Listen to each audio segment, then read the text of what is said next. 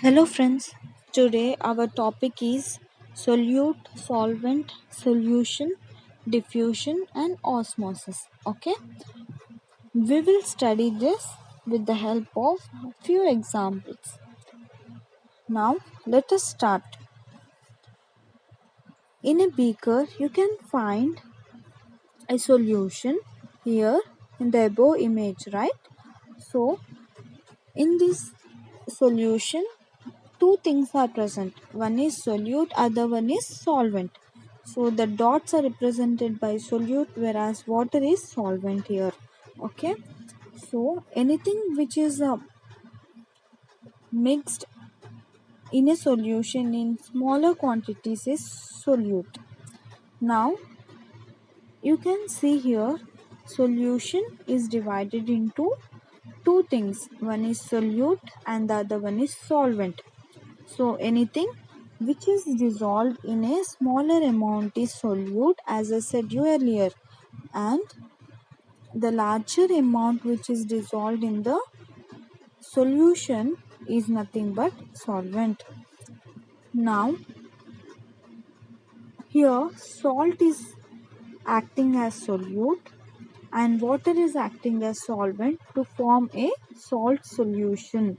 So when these solute and solvent are getting dissolved completely, they will become salt solution. In the same way, sugar also get dissolved with water and form sugar solution.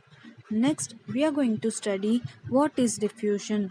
Diffusion is nothing but it is the net movement of particles from a region of higher concentration to a region of lower concentration, and it is a random movement and no energy is involving, hence it is a passive process. In the above image you can see here the solute concentration is more, because of which it is moving to the low concentration area.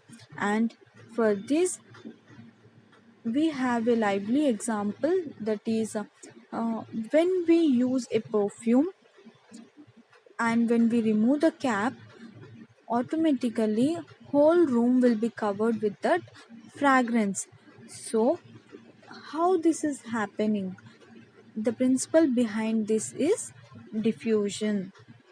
And next we will study about osmosis. Osmosis is nothing but it is the movement of water or any other solvent through a plasma membrane from a region of low solute concentration to a region of higher solute concentration.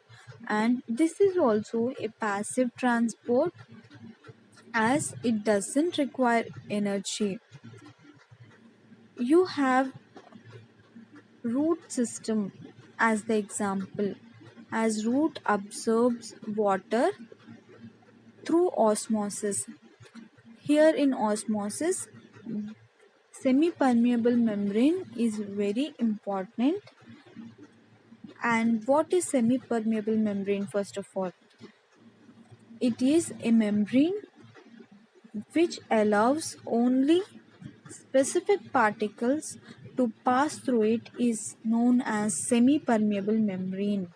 Okay, and it is also known as selectively permeable membrane. Here osmosis, you can see here strong solution and weak solution. Why they gave that?